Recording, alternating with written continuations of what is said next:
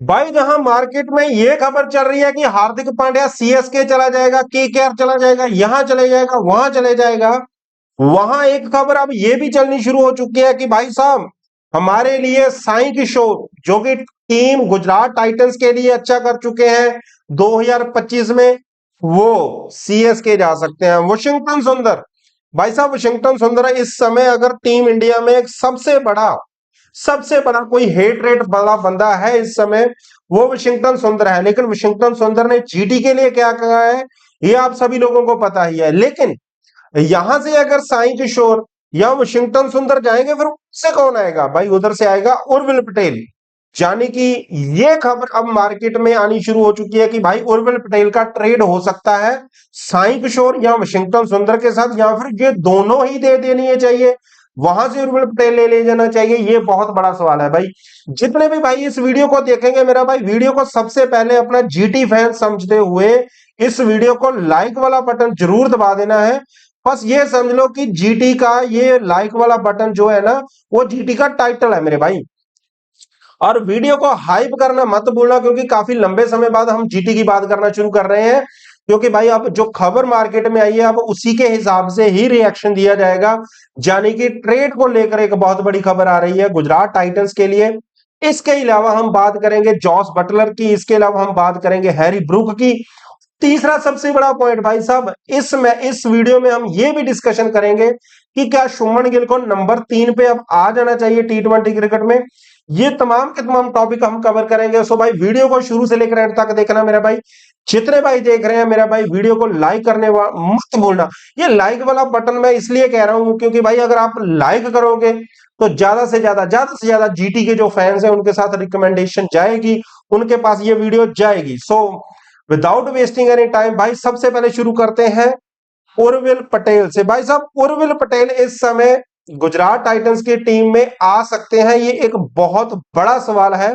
क्योंकि उर्विल पटेल जो है वो अकेले बैटिंग नहीं भाई साहब, वो विकेट कीपिंग भी कर लेते हैं। जो जो बंदा गुजरात टाइटंस को काफी लंबे समय से फॉलो कर रहा है भाई, उन सभी भाइयों को तो ये पता ही है कि भाई जो उर्विल पटेल है वो गुजरात टाइटंस के एक्स प्लेयर रह चुके हैं। यानी कि वो गुजरात टाइटंस में ही रह चुके हैं, उसके बाद वो सीएसके चले गए। लेकिन ये भी एक सच है कि जो साई किशोर है, साई किशोर भी भाई साहब सीएसके के लिए पहले रह चुके हैं। सो जाने की मतलब हम वो वाले प्लेयर स्वेप करना जा रहे हैं जो प्लेयर पहले सीएसके में था, जो प्लेयर पहले जीटी में था। देखो ये चीज को कोई डिनाई नहीं कर सकता कि भाई जो जीटी है वो बिजनेस में सबसे आगे है भाई। अगर किसी प्लेयर को ट्रेड करना हो या किसी प्लेयर को भाई स्वैप करना हो, आप लोगों को मैं सिर्फ एक सिंपल सी एग्जांपल के तौर पे समझाता हूं। लास्ट टाइम जब गुजरात टाइटंस ने एक ट्रेड किया था, कैश डील की थी रदरफोर्ड की, आप लोगों को याद होगा, तब उस समय बहुत लोगों ने ये कहना शुरू कर दिया था कि भाई ये रदरफोर्ड को ट्रेड क्यों किया, रदरफोर्ड को ट्रेड नहीं करना चाहिए था। उल्टा मुंबई इंडियंस के कुछ फैंस जो कंटेंट क्रिएटर्स हैं वो वीडियोस बना बना के ये कह रहे थे कि चूना लगा दिया, चूना लगा दिया। अब गुजरात टाइटंस की टीम हो और उनको कोई चूना लगा दे, ये कैसे हो सकता है भाई? मतलब चूना लगा दिया बोला जा रहा था, लेकिन रदरफोर्ड ने मुंबई इंडियंस के लिए क्या किया है ये आप लोगों के सामने ही है। भाई साहब वो चला हुआ कारतूस गुजरात टाइटंस ने मुंबई इंडियंस को पकड़ा दिया और कहा कि भाई साहब ये ले लो। लेकिन भाई जो साई किशोर है ना, वो चला हुआ कारतूस नहीं है। वॉशिंगटन सुंदर जो है वो चला हुआ कारतूस नहीं है। लेकिन अगर वॉशिंगटन सुंदर की अगर बात करें या साई किशोर की बात करें, अगर ये दोनों प्लेयर में से कोई एक प्लेयर भी देना पड़ेगा, कौन सा ऐसा प्लेयर होगा जिसे आप ट्रेड करना चाहोगे उर्विल पटेल से? ठीक है, उसका नाम आप लोग कमेंट बॉक्स में बता देना कि किसे करना चाहोगे। सबसे पहला सवाल। दूसरा सवाल कि क्या हमें जरूरत है, क्या गुजरात टाइटंस को उर्विल पटेल की जरूरत है? तो भाई 101% नहीं, 2000% मैं कह सकता हूं। जितने भी परसेंट आपने समझना है समझ लो भाई, जरूरत है। क्योंकि गुजरात टाइटंस की जो बेसिकली जो लास्ट आईपीएल में जो टाइटल हारने का जो मेन एक रीजन, जो एक मेन चीज जो कहीं ना कहीं वो लगती है या चुभती है, वो है भाई गुजरात टाइटंस का मिडल ऑर्डर। हालांकि उर्विल पटेल जो है वो नंबर 3 पे बल्लेबाजी करते रहे हैं सीएसके के लिए। शुरुआती कुछ मैचेस में लास्ट सीजन में उन्हें मौका नहीं मिला, लेकिन यह भी सच है कि भाई उर्विल पटेल ने जब मौका मिला फास्टेस्ट आईपीएल 50 मारी उस बंदे ने, और भाई अपने बल्ले से ये चीज बताई कि एक तो वो लोकल लड़का है, उर्विल पटेल है, लोकल लड़का है गुजरात का, इन्हीं ग्राउंड्स पे पला बड़ा हुआ है, लेकिन उस बंदे ने और ग्राउंड्स में जाकर भी भाई साहब ये चीज दिखाई है कि अटैकिंग क्रिकेट कैसे खेली जाती है। भाई आप, मैं ये नहीं कहता कि गुजरात के पास ऐसे प्लेयर्स नहीं है, गुजरात के पास भी ऐसे प्लेयर्स हैं, लेकिन जिस तरह की गुजरात टाइटंस की टीम है, जिस तरह का एक स्ट्रक्चर बिल्ड होता है गुजरात टाइटंस की टीम में, वो चीज ये चीज दिखाता है कि भाई गुजरात टाइटंस को उर्विल पटेल की जरूरत है नंबर 4 पे। भाई पिछले साल जो गुजरात टाइटंस के लिए सबसे बड़ी प्रॉब्लम रही है, नंबर 4 पे वॉशी आ गया, नंबर 4 पे फिलिप्स आ गया, नंबर 4 पे भाई साहब कभी हमने किसी को खिला लिया, ज्यादा तो वॉशी ही खेला है। लेकिन अगर वॉशी देकर, वॉशिंगटन सुंदर को देकर उर्विल पटेल आता है गुजरात टाइटंस में, तो कोई बुराई भी नहीं है भाई, कोई बुराई नहीं है। लेकिन इसमें एक चीज ये भी है कि भाई वॉशिंगटन सुंदर या साई किशोर में से अगर आपको एक देना पड़ेगा, तो मुझे लगता है कोई बुरी डील नहीं है। वॉशिंगटन सुंदर से गुजरात टाइटंस की टीम कहां गेंदबाजी करवाती है, ये आप लोग बता दो मेरे को। साई किशोर को पिछले सीजन में कब मौका मिला, हालांकि उससे मौका मिला, उससे बॉलिंग ही नहीं करवाई गई। तो मतलब अगर आपके लिए जो प्लेयर्स बेंच पे एक वो वाला काम कर सकते हैं कि जिसके साथ आप ट्रेड कर सकते हो, और कोई ऐसा प्लेयर लेकर आ सकते हो जिसे आप डायरेक्ट प्लेइंग 11 में एंट्री दिलवा सकते हो, वो उसका नाम है उर्विल पटेल। और भाई ये एक बेस्ट डील होगी अगर गुजरात टाइटंस ये डील करने में कामयाब हो जाता है। हालांकि भाई देखो, जब तक ये डील कंफर्म नहीं होती तब तक मैं कुछ भी नहीं कह सकता, लेकिन जो चीज खबर मार्केट में आई है, मैंने उसी हिसाब से भाई बात पे डिस्कशन करना जरूरी समझा, क्योंकि भाई हमारा फर्ज बनता है कि अगर गुजरात टाइटंस रिलेटेड कोई भी ऐसी न्यूज आती है भाई, हम इस चैनल पे उसको डिस्कस करें। सो भाई जिस भाई ने अभी तक चैनल को सब्सक्राइब नहीं किया, मेरा भाई चैनल को सब्सक्राइब जरूर करना है, इस वजह से क्योंकि भाई आपको यहाँ पे ही गुजरात टाइटंस की बात करते हुए दिखा जाएगा, वरना कोई और नहीं करता, ये एक सच है। हालांकि हम और आईपीएल टीम्स पे भी बात करेंगे भाई, इस डजंट मीन्स कि हम केवल जीटी की ही बात करेंगे। अब आते हैं भाई उस पॉइंट पे जिस पॉइंट पे मैं बात करना चाहता हूं, हैरी ब्रूक। भाई इंडिया वर्सेस इंग्लैंड सीरीज जो अभी टी20 सीरीज खत्म हुई है भाई, उसमें आपने हैरी ब्रूक को प्लेयर ऑफ द सीरीज भी देखा है। लेकिन आप लोगों को याद होगा, मैंने इसी चैनल पे, हमारे इसी चैनल पे भाई साहब हैरी ब्रूक की बात आज से 2 महीने पहले ही कर दी थी।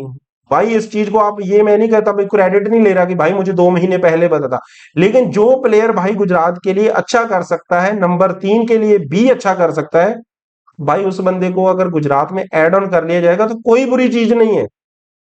और टी20 में कोई नंबर स्पेसिफिक नहीं होता कि नंबर 3 पे ही खेलना है, नंबर 4 पे ही खेलना है, नंबर 5 पे ही खेलना है।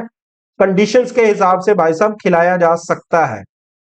इसके अलावा अगर दूसरा सवाल ये बनता है तो भाई ये हैरी ब्रूक को देने लिए इतने पैसे कहां से आएंगे, ये बहुत बड़ा सवाल है। तो भाई हमने एक शाहरुख खान नाम का बंदा रख रखा है भाई, जिसको हमने अच्छे खासे पैसे दे रखे हैं, उसे रिलीज किया जाएगा। भाई साहब हम, आप, आई डोंट नो आप किस पॉइंट ऑफ व्यू में मानोगे या नहीं मानोगे, राहुल तेवतिया को हम रिलीज करेंगे तो पैसे आ जाएंगे। गुजरात के पास पैसों की कमी नहीं है भाई, बड़े बड़े प्लेयर्स, जयंत यादव को रिलीज कर दो, खिजोलिया को रिलीज कर दो, पैसे हैरी ब्रूक के लिए आ जा सकते हैं। और अगर सबसे बड़ी चीज है भाई, जॉस बटलर को रिलीज करो भाई, पैसा ही पैसा आ जाएगा। लेकिन जॉस बटलर पे, यही मैंने कहा था ना कि हम एक और बात करेंगे जॉस बटलर पे।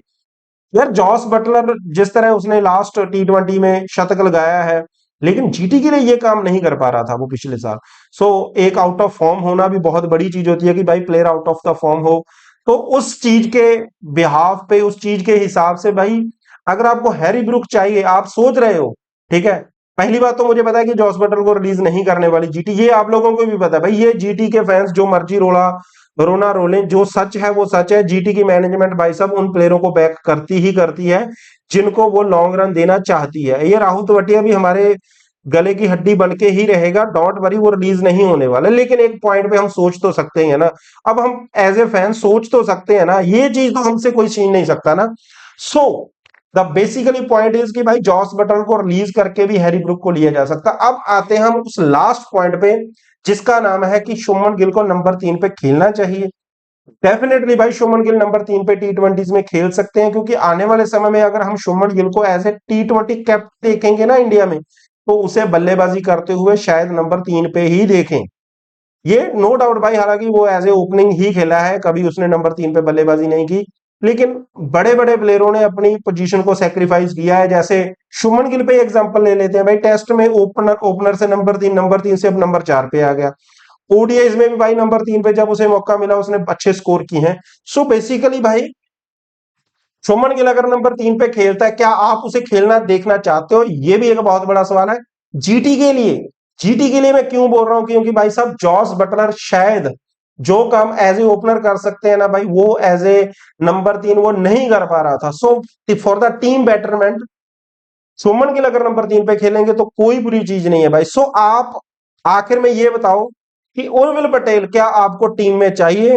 क्या आप वशिंगटन सुंदर को टीम से बाहर करके यानी कि ट्रेड करके ले जाएं, या फिर भाई साई किशोर, ठीक है, साई किशोर को भाई टाटा बाय बाय कह दिया जाए, या फिर भाई उर्विल पटेल को आप एज ए विकेट कीपर भी देख सकते हैं। ये विकेट कीपर वाला पॉइंट मैंने इस वजह से ऐड ऑन किया था कि अगर जॉस बटलर को रिलीज करते हैं, ग्लेन फिलिप्स हम खिलाना नहीं चाहेंगे, कुमार सागरा को हम मौका नहीं देंगे, तो विकेट कीपर कौन है हमारे पास? सो विकेट कीपर हमारे पास है उर्विल पटेल। सो भाई ये थी एक अपडेट।